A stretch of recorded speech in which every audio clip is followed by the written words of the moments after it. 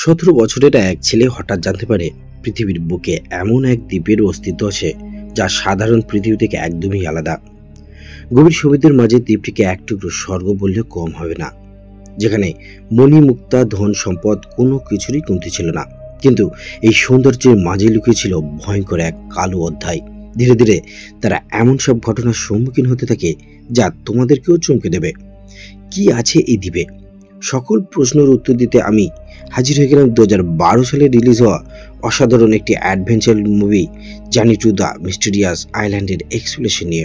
সুতরাং চলো আজকে আর কোনো কথা না বাড়াই, সরাসরি এক্সপ্লেনেশনে যাওয়া যাক। মুভির শুরুতেই আমরা এক ছেলে শন অ্যান্ডারসনকে পুলিশের ধাওয়া খেয়ে বাইকে করে পালাতে দেখি। পুলিশ ক্রমাগত তার পিছু ধাওয়া করলেও মারাত্মক স্টাইলে বাইক চালিয়ে সে বারবার তাদেরকে ডোজ দিতে থাকে। এর মধ্যে সে কয়েকবার বড় দুর্ঘটনা থেকে বেঁচে যায়। শেষে এক ব্যক্তির বাড়িতে ঢুকে পড়ে। সে সেখান থেকে বের হতে গিয়ে তার চোখে মুখে একটা কাপড় জড়িয়ে যায়।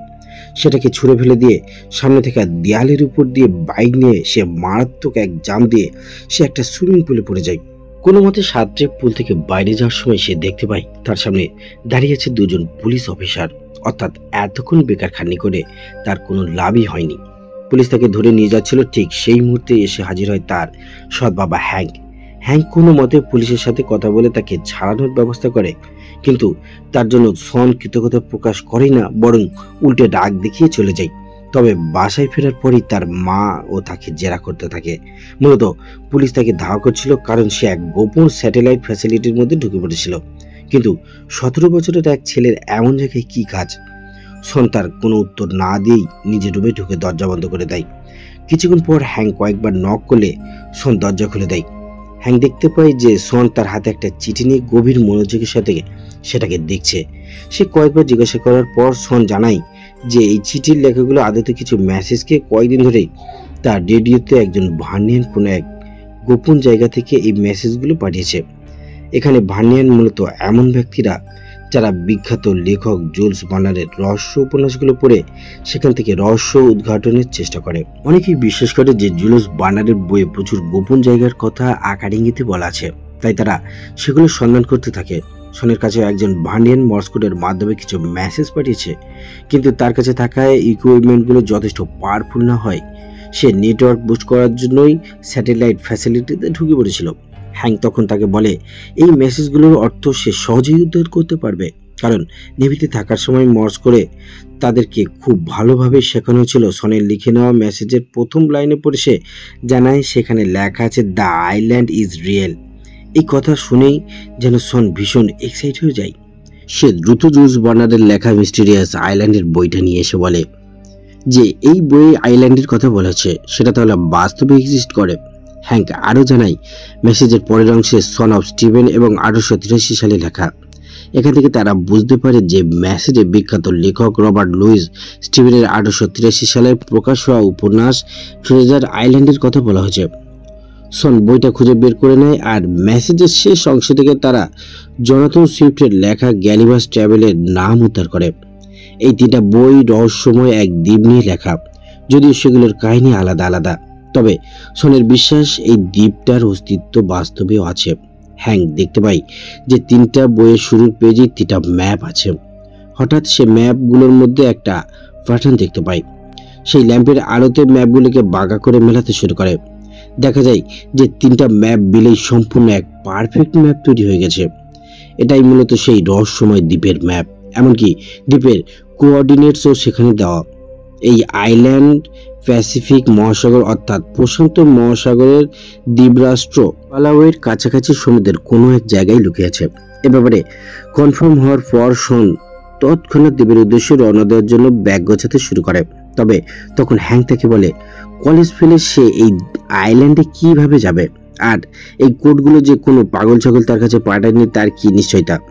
শন তখন বলে সে নিশ্চিত এই কোডগুলো তার দাদা আলেকজান্ডার অ্যান্ডারসনের পাঠানো। তিনি নিজেও ভার্নিয়ান হওয়ার সুবাদেতে এই আইল্যান্ড খুঁজে বেড়াচ্ছিল এবং গত কয়েক বছর ধরে তিনি মিসিং। শন সরাসরি বলে দেয় এই আইল্যান্ড তার কাছে হ্যাঙ্কের চেয়েও বেশি দামি, তাই সেখানে না গিয়ে সে কিছুতেই ক্ষান্ত হবে না। হ্যাঙ্ক কিন্তু বেশ ভালো মানুষ ছিল, তাই শনের কাছ থেকে দুর্ব্যবহারের শিকার হয়েও সে তাকে নিজের ছেলের মতোই দেখত। তাই তার মন বলতে থাকে এই আইল্যান্ডে যাওয়ার জন্য তার রাজি হওয়া উচিত। এজন্যই সে সনের মাকেও বুঝিয়ে সুঝিয়ে রাজি করে ফেলে। তারপর সে নিজের ও সনের পাসপোর্ট বানিয়ে এনে তাকে সারপ্রাইজ দেয়। সন খুশিতে পুরো আত্মহারা। যাই হোক, তারা দুজনেই ফ্লাইটে করে প্রথমে পালামে পৌঁছে যায়, কিন্তু তার পরের জার্নিটা তাদের সমুদ্রে করতে হবে। সন প্রথমে একজন বোট ক্যাপ্টেনকে সেই আইল্যান্ডে নিয়ে যাওয়ার জন্য রাজি করতে চায়, কিন্তু লোকটা ম্যাপের লোকেশন থেকেই বলে দেয় এই জায়গা যাওয়া মানে সাক্ষাৎ জমদূতের কাছে যাওয়া। কারণ সমুদ্রের সবচেয়ে ভয়ঙ্কর এই স্থানে বিশাল বিশাল সব ঘূর্ণিঝড় চলতে থাকে, তাই জায়গাটাকে জাহাজের কবরস্থান বলা হয়। এমনকি $1000 অফার করলেও সে রাজি হয় না। ঠিক তখনই $1000 কথা শুনে পাশ থেকে এক লোক এসে জানায় তার নাম ক্যাপ্টেন গাবাতো। সে নিজেকে পালার সবচেয়ে বেস্ট ক্যাপ্টেন দাবি করে বলে এই জায়গায় কেবল সেই তাদের নিয়ে যেতে পারবে। এই কথা শুনে হ্যাং আর সন খুশি মনে তার পিছু পিছু গিয়ে বিরাট এক ইয়ট দেখতে পায়। ইয়ট দেখে ভাবে এই বুঝি গাবাতোর জাহাজ, কিন্তু যখন সে পাশে দাঁড়ানো ভাঙা একটা হেলিকপ্টারের দিকে নিশানা করে তখন হ্যাং আর সন দুজনের মাথায় হাত পড়ে যায়। তবে গাবাতোটাকে হেলিকপ্টারের ভিতর থেকে তার মেয়ে ক্লাইনি বেরিয়ে এলে তাকে দেখে সন পুরো ক্রাশ খেয়ে যায়। প্রথমে এই হেলিকপ্টার দেখে সে নাক শীতকালেও এখন সে ক্লায়েন্টকে আইল্যান্ডের লোকেশন দেখিয়ে তাদেরকে সেখানে নিয়ে যেতে বলে। কিন্তু আগের সেই বোট ক্যাপ্টেনের মতোই সেও জানায় এই জায়গা ভীষণ ডেঞ্জারাস। তখন গাবাতো তাকে এক পাশে নিয়ে গিয়ে বলে এই লোকগুলো $1000 দিতে রাজি আছে, যা তার টিউশন ফি হিসেবে কাজে লাগবে।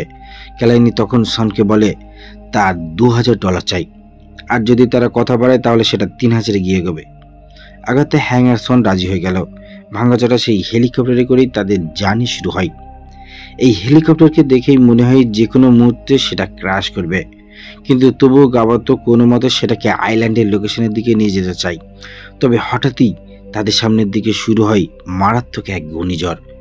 ঝড়ের অবস্থা দেখে সবাই প্যানিক করতে শুরু করলেও সন তাদেরকে বলে ঠিক ঘূর্ণিঝড়ের মাঝখান দিয়ে যেতে হবে, কারণ সেখানে রয়েছে সেই রহস্যময় আইল্যান্ড। কিন্তু স্বাভাবিকভাবেই কেউ তার কথাই বিশ্বাস করে না এবং হ্যাংকও হেলিকপ্টার ঘোরাতে বলে।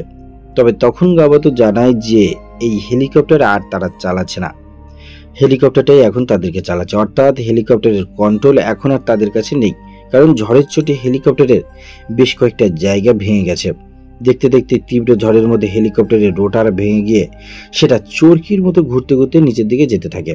অবশেষে সেটা মাটিতে আছড়ে পড়লে সবাই চোখে অন্ধকার দেখে। তবে বালি দিয়ে পরিপূর্ণ একটা বিচে ক্র্যাশ করার কারণে তারা সবাই বেঁচে যায়। আর সবাই দেখতে পায় যে কিছুটা দূরে বনে জঙ্গলে ঘেরা একটি আইল্যান্ড দেখা যাচ্ছে। হয়তো এটাই সেই রহস্যময় আইল্যান্ড। হ্যাং সবাইকে নিজেদের দরকারি জিনিসগুলো কুড়িয়ে নিতে বলে। সন হঠাৎ বিচের একপাশে একটা গুহা দেখতে পায়। অন্ধকার সেই গুহার পথ ধরে তারা বেরিয়ে আসে, আর তখনই তারা তাদের সামনে এক অদ্ভুত দৃশ্য দেখতে পায়। পুরো আইল্যান্ডটিকে দেখতে যেন কোনো কল্পনার স্বর্গের মতোই মনে হচ্ছিল। বাতাসে যেই সাইজের প্রজাপতি উড়ে বেড়াচ্ছে এবং কিছুটা দূরেই বিশাল এক আগ্নেয়গিরি। এরপর তারা সেখানে ছোট ছোট সাইজের হাতিও দেখতে পায়। এই আইল্যান্ডে যে সেই মিস্ট্রিয়াস আইল্যান্ড তাতে আর কোনো সন্দেহ নেই। হঠাৎ দূর থেকে ধোঁয়া উঠতে দেখে তারা ভেবে নেয় যে সেটাই হয়তো তার দাদার ক্যাম্পিং সাইট, তাই সেদিকে পা বাড়াতে থাকে। কিন্তু ক্যালেনি তৎক্ষণাৎ তার বাবাকে নিয়ে বিচে ফিরে যেতে চায়।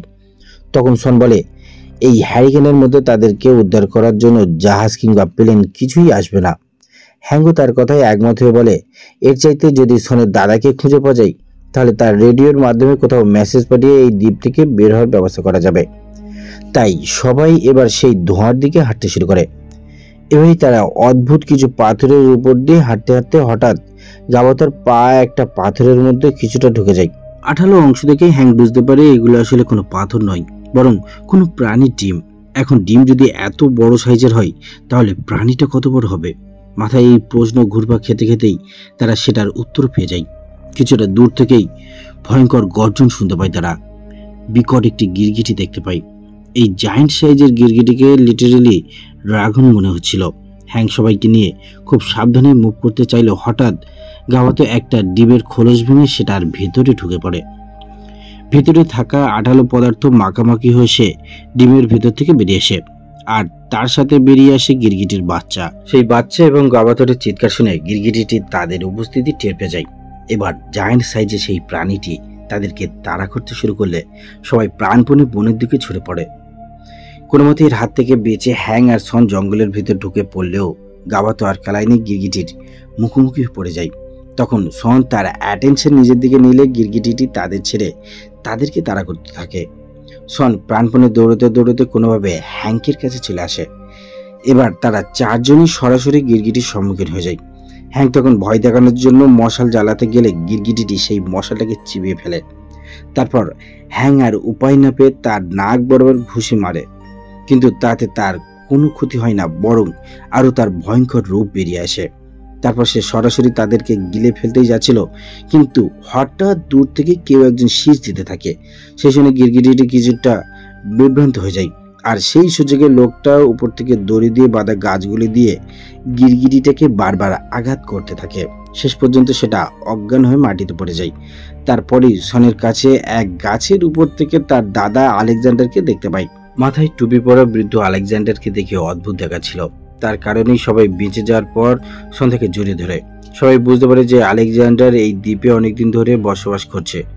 হ্যাং তার সাথে পরিচিত হওয়ার পর বলে যে তাদের এই দ্বীপ থেকে বেরিয়ে পড়া দরকার। আলেকজান্ডার বলে আর কিছুক্ষণ পরেই এখানে রাত নেমে আসবে, আর তখন এই দ্বীপ আরো ভয়ঙ্কর হয়ে উঠবে, তাই তাদের আজকের রাতটা এখানেই কাটানো উচিত। তার কথায় সবাই তখন তার পিছু পিছু চলতে শুরু করে। এরপর আলেকজান্ডার সবাইকে তার নিজের তৈরি করা ঘর দেখায়। দ্বীপে থাকা গাছপালা আর বোটে করে নিয়ে আসা কিছু জিনিস বাদি দিয়ে সে অদ্ভুত এক ঘর তৈরি করেছে। এমনকি ঘরের বাদিগুলো আসলে বক্সের ভিতরে জায়ান্ট সাইজের জোনাকি রেখে তৈরি করা, মানে পুরোই অ্যাডভেঞ্চার লেভেলের ঘর। এমনকি তার রেডিওটা সে নিজে তৈরি করেছে, তবে রেডিও থেকে মেসেজ পাঠানোর জন্য আকাশে থাকা স্যাটেলাইটকে দ্বীপের উপরে আসতে হবে, আর এই স্যাটেলাইট এমন পজিশনে আসবে আরো 6 সপ্তাহ পর। তার মানে 6 সপ্তাহ তাদের এখানে আটকে থাকতে হবে। এই কথা শুনে হ্যাং আর ক্যালাইনি ভীষণ হতাশ হয়ে পড়ে। এমনিতেও সনের সৎ বাবা হওয়ার কারণে আলেকজান্ডার হ্যাঙ্কের সাথে শীতল আচরণ করে যাচ্ছিল, তবে সে সবাইকে কথা দেয় যে পরদিন সকালে সে তাদের এমন এক জিনিস দেখাবে যা দেখে তারা অবাক হতে বাধ্য। এভাবেই রাত কাটিয়ে দেওয়ার পর আলেকজান্ডার তার কথা মতো ঠিক পরের দিন সকালেই সবাইকে দ্বীপের পাশে একটা জায়গায় নিয়ে যায়। সেদিকে চোখ পড়তেই সবার চোখ একদম ছানাবড়া হওয়ার মতো অবস্থা। এখানে ছিল সেই রূপকথায় পরিত্যক্ত নগরী অ্যাটলান্টিস, যার কথা জুলস ভার্নার তার বইতে লিখেছিলেন। অনেক আগে মানুষ এখানে আশ্চর্য এই শহরটি গড়ে তুলেছিল। পুরনো আমলে আর্কিটেকচারদের বানানো ওই প্রাসাদ এবং ঘরবাড়িগুলো দেখে যে কেউ হতবাক হয়ে যাবে। কিন্তু হ্যাঙ্কের প্রশ্ন হলো যে অ্যাটলান্টিস তো সমুদ্রের নিচে থাকার কথা, কিন্তু এটা তো দেখা যাচ্ছে দ্বীপের উপরে। তখন আলেকজান্ডার জানায় এই দ্বীপ প্রতি 70 বছর পর সমুদ্রের নিচে চলে যায়, তারপর 70 বছর পানির নিচে থাকার পর আবারও উপরে উঠে আসে। দ্বীপের পাশে থাকা আগ্নেয়গিরির কারণেই এমনটা হয়ে থাকে। তারা সবাই মিলে তখন অ্যাটলান্টিস ঘুরতে ঘুরতে দেখতে থাকে। হঠাৎ হ্যাং আবিষ্কার করে যে এই দ্বীপে থাকা ছোট ছোট ফাটলের ভিতর দিয়ে লবণাক্ত পানি দ্বীপে ঢুকে পড়ছে, আর তার মানে এই দ্বীপের পানির নিচে যাওয়ার সময় ঘনিয়ে এসছে। কিন্তু আলেকজান্ডার বলে তার হিসাব অনুযায়ী এই দ্বীপের আরো 14 বছর পানির উপরে থাকার কথা। তখন হ্যাং বলে তার নেভি এক্সপিরিয়েন্স অনুযায়ী এখানে যেমন ফাটল আর পানি দেখা যাচ্ছে, তাতে 2 থেকে 3 দিনের মধ্যে এই জায়গাটা পুরোপুরি তলিয়ে যেতে পারে। কিন্তু এই অল্প সময় তারা দ্বীপ থেকে বেরোবে কি করে? তখন সন একটা দারুণ আইডিয়া দেয়। সে জানায় যদি নটিলার সাবমেরিনটাকে তারা খুঁজে বের করতে পারে, তাহলে হ্যারিকেনের পানির নিচ দিয়ে দ্বীপ থেকে বের হওয়া যাওয়া সম্ভব। এই পুরনো আমলের সাবমেরিনের কথা জুলস ভার্নারের বইয়ে উল্লেখ করা আছে। ক্যাপ্টেন নেমো নামের এক অ্যাডভেঞ্চার এই সাবমেরিনে করে এখানে এসেছিল। এখানকার এক গোয়াতে তিনি শেষ নিঃশ্বাস ত্যাগ করেন। আলেকজান্ডার জানায় সে সাবমেরিনে খোঁজ পেতে হলে তাদেরকে ক্যাপ্টেন নেমোর গোয়া থেকে পুরনো জার্নাল নিয়ে আসতে হবে। এই গোয়ার মুখ অত্যন্ত সরু হয়, আলেকজান্ডার এতদিন ভিতরে ঢুকতে পারেনি। তখন ক্যালাইনি এই গোয়ার ভিতরে যাওয়ার প্রস্তাব দেয়। তারপর লতার সাহায্যে সে সরু পাথরের গোয়ার ভিতরে ঢুকে পড়ে। অদ্ভুত আর গা ছমছম পরিবেশে এই গোয়ার চারপাশে ছড়িয়ে ছিটিয়ে আছে মানুষের হাড়গোড়। তার মাঝে চেয়ারে বসে আছে স্বয়ং ক্যাপ্টেন নেমো। তার হাতে ধরে রাখা সেই জার্নাল হয়তো চেয়ারে বসেই তিনি শেষ নিঃশ্বাস ত্যাগ করেছিলেন। এতদিন ধরে গোয়ার গোমট পরিবেশ থেকে তার শরীর মমিতে পরিণত হয়ে গেছে। তখন ক্যালাইন তার হাত থেকে জার্নালটা টান দিতেই বিশাল এক সেন্টিপিড বেরিয়ে আসে। সে তখন ভয়ের চোটে সেন্টিমিটারকে বাড়ি মেরে দূরে ফেলে দিতেই হঠাৎ উপর থেকে প্রচণ্ড এক শব্দ হয়। পরক্ষণেই পুরো গুহা তাসের ঘরের মতো ধসে পড়তে শুরু করে। ক্যালাইনি প্রাণপণে দৌড়তে দৌড়তে কোনোভাবে জানালা নিয়ে উপরে উঠে আসতে থাকে। তাকে টেনে তোলার সময় সে সনের গায়ের উপর গিয়ে পড়ে, আর সন তাতে যেন একটা খুশি হয়। হিন্দি ভাষায় লেখা ক্যাপ্টেন নেমোর জার্নাল থেকে জানা যায় যে নর্টিলিয়া সাবমেরিন দ্বীপের অন্য পাশে এক গুহার ভিতরে রাখা আছে। সেখানে যাওয়ার রাস্তা দুটো। যদি কেউ সেফলি যেতে চায় তাহলে দ্বীপের চারদিকে উপকূল দিয়ে ঘুরে যেতে হবে, কিন্তু তাতে অনেক বেশি সময় লাগবে। এর চাইতে দ্বীপের মাঝখান দিয়ে গেলে অনেক কম সময় লাগবে। তবে এই পথে প্রচুর খারাপ পাহাড় আর ভয়ঙ্কর জীবজন্তু রয়েছে। তবুও সময় স্বল্পতার কারণে সবাই দ্বিতীয় পথটাকেই বেছে নেয়। হাঁটতে হাঁটতে তারা খারাপ পাহাড়গুলোর ক্রস ধরে ধীরে ধীরে গন্তব্যের দিকে এগিয়ে যেতে থাকে, যার পথে প্রচুর অদ্ভুত গাছ আর জায়ান্ট সাইজের পোকামাকড় দেখতে পায়। কিছু দূর যাওয়ার পর তারা হঠাৎ উপর থেকে বৃষ্টির মতো কিছু একটা ঝরতে দেখে। তারা সেগুলো হাতে নিয়ে দেখে সবাই অবাক হয়ে যায়। আসলে এগুলো ছিল খাঁটি স্বর্ণের টুকরো, অর্থাৎ দূরে আগ্নেয়গিরি থেকে লাভা হিসেবে লিটারেলি স্বর্ণ উড়ে আসছে। এটি দেখে সন উত্তেজিত হয়ে সেই আগ্নেয়গিরির দিকে যেতে চায়, কিন্তু হ্যাং তাকে যেতে দিতে চায় না, কারণ এখন তাদের হাতে একদমই সময় নেই। তখন আলেকজান্ডার তাকে বলে সনকে বাধা দেওয়ার অধিকার তার নেই, কারণ সে তার আসল বাবা নয়। হ্যাং তখন জবাব দেয় সে তার লিগ্যাল গার্জিয়ান, আর তার প্রতি হ্যাংকের একটা দায়িত্ববোধ রয়েছে যেটা আলেকজান্ডার ছিল না। এভাবেই তাদের মধ্যে ছোটখাটো একটা বদবিধতা বেঁধে যায়। এইসব দেখে সন হ্যাংকের উপর বিরক্ত হয়ে সামনের দিকে হাঁটা দেয়। তবে তখন ক্যালাইনি তাকে বোঝায় যে অভিভাবকরা তাদের সেফটির জন্যই অনেক সময় এমন ডিসিশন নেয় যেটা তাদের পছন্দ হয় না, কিন্তু সেটা তাদের ভালোর জন্যই। এভাবে তারা কথা বলতে বলতে আবারও হাঁটতে থাকে, কিন্তু দ্বীপের শেষ অংশে বিশাল এক খারাপ পথ এবং তার মাঝখানে আছে বড় বড় খাদ। এই পথ হেঁটে পার করা কোনোভাবেই সম্ভব নয়। তখনই আলেকজান্ডার এমন এক কাণ্ড করে বসে যেটা কেউ কল্পনা করতে পারেনি।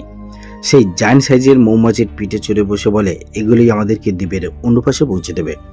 বিশাল সাইজের হওয়ার সত্ত্বেও এরা বেশ শান্ত এবং তাদেরকে সহজেই কন্ট্রোলে আনা যায়।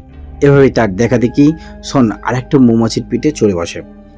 তখনই ক্যালেনি তার সাথে এবং হ্যাংক আর গাবাতো আরেকটা মৌমাছির পিঠে বসে। তারপর সেগুলো সাজিয়ে তারা সহজেই উড়ে পাহাড় ক্রস করে সামনের দিকে এগিয়ে যেতে থাকে। ওটার সময় তাদের নিচের দৃশ্য দেখতে কল্পনার কোনো স্বর্গরাজ্য মনে হচ্ছিল, কিন্তু এর মধ্যেই হঠাৎ গাবাদোর চোখে মুখে সাদা রঙের কি যেন এসে পড়ে।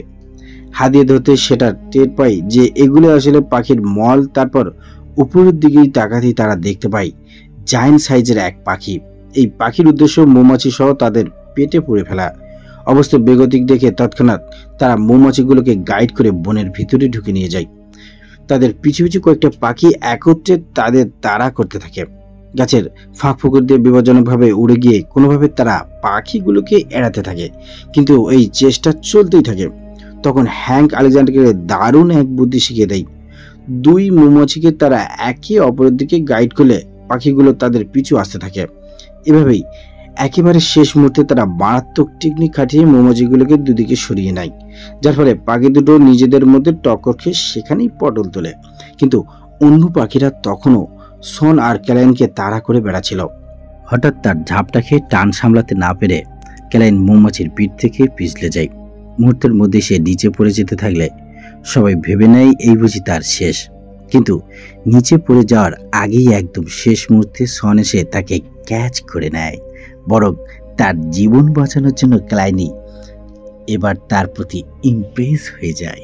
হ্যাং আর আলেকজান্ডার মৌমাছির পিঠ থেকে নেমে গেলে সন ও ক্যালাইনিকে নামিয়ে দেয়, কিন্তু সে নিচে নামেনি, কারণ তার মাথায় অন্য একটা আইডিয়া ছিল। মৌমাছির পিঠে চড়ে সে আবারও দ্রুত সামনের দিকে উড়ে চললে পাখিটিও তার পিছু নেয়। এবার সে হ্যাংকের মতোই টেকনিক খাটিয়ে পাখিটাকে বিশাল এক মাকড়সার জালের মধ্যে আটকে ফেলে। কিন্তু পরক্ষণে মৌমাছির পিঠ থেকে পড়ে গিয়ে তার পায়ের গোড়ালি মুচকে যায়। কিন্তু হ্যাং সেখানে তার প্রাথমিক চিকিৎসা করতে চাইলেও আলেকজান্ডার জানায় দ্বীপের এই পার্টটা আরো ভয়ঙ্কর। তখন তারা তাকে কাঁধে নিয়ে দ্বীপের অন্য পাশে নিয়ে যায়। সেখানে যেতে যেতে রাত হয়ে গেলে সেখানে রাতে থাকার সিদ্ধান্ত নেয় তারা। হ্যাং আর আলেকজান্ডার মিলে সনের মুচকে যাওয়া গোড়ালির ট্রিটমেন্ট করে, আলেকজান্ডার তখন হ্যাংকে একটা গান গাইতে বলে, কারণ গানই হলো ন্যাচারাল পেইন কিলার। হ্যাং তখন গাবাতোর ছোট সেই গিটার দিয়ে নিজের বানানো লিরিক্স দিয়ে দারুণ এক গান গায়। আলেকজান্ডার পর্যন্ত এই গান শুনে ইমপ্রেস হয়ে যায়। হ্যাং জানায় যে এই গান সে ছোটবেলায় তার বাবার কাছ থেকে শুনেছিল, কিন্তু তার বয়স 8 বছর থাকাকালীন তার বাবা তাকে ছেড়ে চলে গিয়েছিল। যাই হোক, সেই রাতটা তারা সেখানেই কাটানোর প্রস্তুতি নেয়। রাতে ঘুমানোর আগে গাবাতো তার মেয়েকে জিজ্ঞাসা করে যে সে কি সনকে পছন্দ করে। জয়ের কাহিনী বলে যদি সে তাকে পছন্দ করে তাহলে তাদের মধ্যে কিছু হওয়া সম্ভব নয়, কারণ সন ও অ্যাডভেঞ্চার শেষেই এখান থেকে ফিরে গিয়ে আবারও কলেজে পড়াশোনা শুরু করবে, আর কেলাইনি ফিরে যাবে ছোট দ্বীপে পালাওয়ে। গাবাতো তখন বলে সেও তাকে কলেজে পড়াতে চায়, আর এর জন্য সে সবকিছু করতে রাজি। এভাবে কথাবার্তা শেষ রাতে সবাই ঘুমিয়ে পড়ে। পরদিন সকালে ঘুম থেকে উঠেই সন তার পাশেই পানি দেখতে পায়। সাথে সাথে সে এবং হ্যাং আলেকজান্ডারকে ডেকে তোলে। ব্যাপারটি দেখে হ্যাং বুঝতে পারে যে তার অনুমানের অনেক আগেই এই দ্বীপ পানিতে ডুবতে যাচ্ছে। হয়তো এখন তাদের হাতে কেবলমাত্র কয়েক ঘন্টা সময় আছে। তাদেরকে এখনই লুটিলাসের উদ্দেশ্যে রওনা দিতে হবে। তবে তখন আশেপাশে কোথাও গাবাকে দেখা যাচ্ছিল না। কেউ বুঝে উঠতে পারছিল না যে সে কোথায় গেছে। তবে কেলাইনি ঠিকই বুঝতে পারে যে সে কোথায় গেছে। গত রাতে সে কথা দিয়েছিল যে সে তাকে কলেজে পড়ানোর জন্য যা করার করবে, তাই সে হয়তো সেই গোল্ড মাউন্টেন স্বর্ণ আনতে গিয়েছে। তখন কেলাইনি তার বাবাকে ফিরিয়ে আনতে যেতে চাইলে সন তার সাথে যেতে চায়, কিন্তু হ্যাং আর আলেকজান্ডার দুজনেই তাকে নিষেধ করে, কারণ গোল্ড মাউন্টেন এখান থেকে 4 মাইলের পথ। মোচকানো পানিয়ে এত দূরে যাওয়া কোনোভাবেই পসিবল নয়। তখন আলেকজান্ডার নিজেই ক্যালাইনের সাথে যাওয়ার সিদ্ধান্ত নেয় এবং উপকূলের কাছে আবারও একসাথে মিলিত হওয়ার কথা বলে। সে ক্যালাইনকে নিয়ে রওনা দিলে হ্যাং আর সন নটিলাসের উদ্দেশ্যে রওনা দেয়। এদিকে গাবাতো তৎক্ষণে গোল্ড মাউন্টেনে পৌঁছে গেছে। পাহাড়ের কাছে গিয়ে নিচে নামতে গিয়ে সে হুমড়ি খেয়ে নিচে পড়ে যায়। ঠিক তখনই সে একটা স্বর্ণের টুকরো দেখতে পায়। সেটাকে তোলার বহু চেষ্টা করতে থাকে, কিন্তু অনেক জোর খাটিয়েও সে সফল হতে পারে না। সফল হতে না পেরে আশেপাশের মাটি খোঁড়া শুরু করতে দেয়। এভাবে খুঁজতে খুঁজতে সে বিশাল এক স্বর্ণের পাথর বের করে ফেলে। গায়ের সবগুলো শক্তি দিয়ে সে পাথরটাকে নাড়ানোর চেষ্টা করলেও সেটা এক চুলও নড়ে না। ঠিক তখনই সেখানে কেলাইনি এসে পড়ে এবং সে তার বাবাকে বলে তার জন্য এত কষ্ট করে তাকে করতে হবে না। তারা দুজন মিলে কোনো না কোনো উপায়ে অবশ্যই বের করে ফেলবে। এভাবেই গাবাতোকে বোঝানোর পর তারা দুজনেই আলেকজান্ডারের সাথে মিলে উপকূলের দিকে রওনা দেয়। কিন্তু আমরা দেখতে পাই কিছু দূর হেঁটেই তার পথ হারিয়ে ফেলে অতিরিক্ত ম্যাগনেটিক ফিল্ডের কারণে। আলেকজান্ডারের কম্পাসটি আর কাজ করছিল না। কোন দিকে দক্ষিণ সেটা বুঝতে না পারলে উপকূলের দিকে তারা যেতে পারবে না। এই অবস্থায় আলেকজান্ডারের মাথায় আর একটা দারুণ আইডিয়া আসে। তাদের দরকার এখন একটা মাকড়সার জাল, কারণ মাকড়সারা দক্ষিণ দিকে মুখ করে জাল বনে থাকে। ঠিক সেই মুহূর্তেই ক্যালেন উপরের দিকে ইঙ্গিত করে সবাইকে জায়ান্ট সাইজের এক মাকড়সা এবং তার জাল দেখায়। এই বিশাল মাকড়সাটিকে দেখে ভয়ে জমে যাওয়ার মতো অবস্থা তাদের। তারপর তারা জালের বিপরীত দিকে দ্রুত হাঁটা দেয়। অন্যদিকে সন আর হ্যাং ততক্ষণে লোকেশনে পৌঁছে গেছে, কিন্তু সেখানে গিয়েই তারা আশেপাশের কোনো গুহা দেখতে পায় না। প্রথমে তারা মনে করে যে ম্যাপে হয়তো ভুল ডিরেকশন দেওয়া আছে, কিন্তু পরক্ষণেই হ্যাং বুঝতে পারে যে গুহা আসলে তাদের পায়ের নিচে সমুদ্রের পানিতে ডুবে গেছে। সুতরাং নর্থ লাসকে সেখান থেকে বের করার জন্য তাদের ড্রাইভ দিয়ে গুহার ভিতরে পৌঁছতে হবে। কিন্তু এই মুহূর্তে তাদের সাথে কোনো ড্রাইভিং ইকুইপমেন্ট ছিল না। হ্যাং এবার তার নেভি টেকনিক কাজে লাগিয়ে দুটো স্কুয়ার ট্যাঙ্ক তৈরি করে। তাতে বাতাস ভরে নেয়। পানির নিচে নিঃশ্বাস আটকে রাখতে দম শেষ হয়ে গেলে এই ট্যাঙ্ক থেকে নিঃশ্বাস নেওয়া যায়। সেগুলো নিয়ে সন আর হ্যাং সমুদ্রে লাফ দেয়। তারপর গোয়ার ভেতরে ড্রাইভ দিতেই তারা পেয়ে যায় বিখ্যাত সেই সাবমেরিন নটিলাস। এক মুহূর্ত দেরি না করে উপরে গিয়ে তারা দরজা খোলার চেষ্টা করতে থাকে, কিন্তু কোনোভাবেই পুরনো আর জং ধরা সেই দরজা খোলা সম্ভব হচ্ছিল না। বিশাল এক ইলেকট্রিক ফিশ তাদের উপর দিয়ে ঘোরাফেরা করছিল। মারাত্মক এই মাছের ইলেকট্রিক শক খেলে তৎক্ষণাৎ তারা মারা যাবে। কোনোভাবে মাছটাকে এড়িয়ে সর্বশক্তি দিয়ে তারা দরজা খুলতে সক্ষম হয়। সাবমেরিনের ভিতরে ঢুকে তারা অবশেষে বুক ভরে নিঃশ্বাস ফেলে, কারণ সেটার ভিতরে এখনো পানি ঢুকতে পারেনি। এবার 100 বছর পুরনো এই সাবমেরিনকে স্টার্ট করার পালা। জুলস বার্নারের এই বইয়ে পড়া হ্যাং জেনে নিয়েছিল এই সাবমেরিনের পাওয়ার সুইচ কোথায় আছে।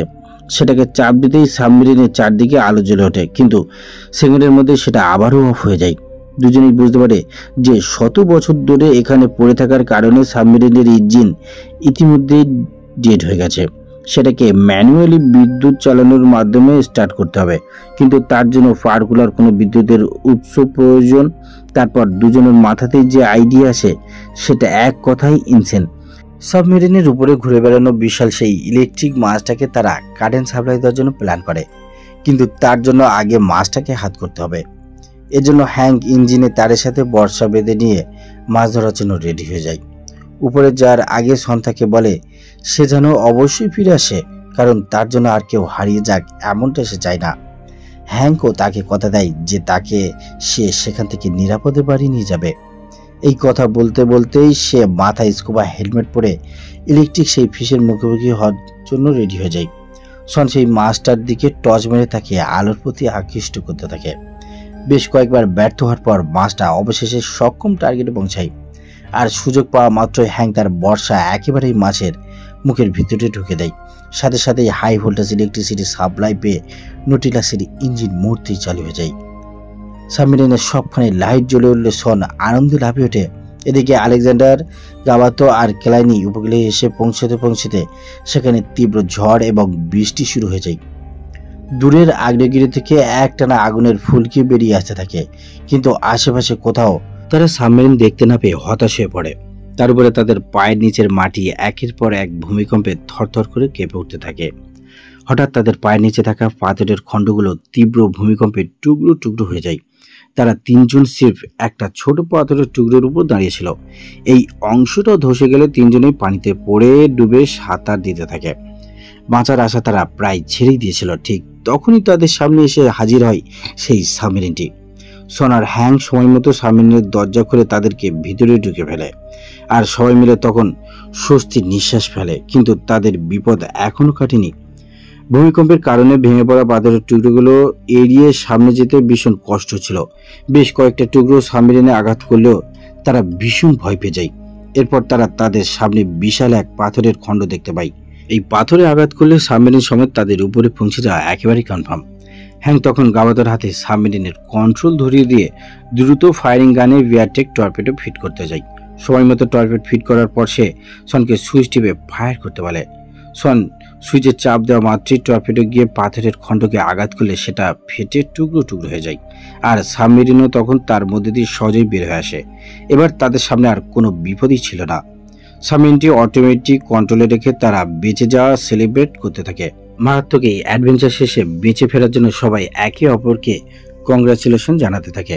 ক্যালানিও সনের প্রতি ভীষণ ইমপ্রেস হয়ে গিয়েছিল, তাই তাদের মধ্যেও এখন নতুন একটি সম্পর্ক গড়ে ওঠে, আর অবশেষে সবাই নিরাপদে ফিরে আসতে সক্ষম হয়। এরপর সিন কাটে আমাদের 6 বছর পরের দৃশ্য দেখানো হয়, যেখানে ক্যালানি এখন সন আর হ্যাঙ্কের পরিবারের সদস্য। সে এখানে এসে কলেজে ভর্তি হয়েছে। এদিকে নটিলাস নিয়ে ফিরে আসার পর গাবাতো এখন বিরাট ফেমাস ব্যক্তি।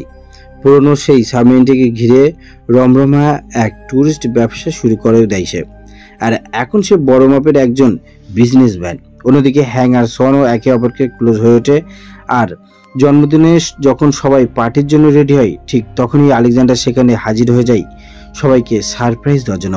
এবার সে গিফট হিসেবে সনের হাতে জুলস বার্নারের লেখা আরেকটি বই তুলে দেয়, যার নাম ছিল দ্য আর্থ টু মুন। আর হয়তো তাদের পরবর্তী প্ল্যান এই বইটিকে ঘিরেই হবে। আর এই সিনেমার মধ্যে দিয়ে মুভিটি এখানেই শেষ হয়ে যায়।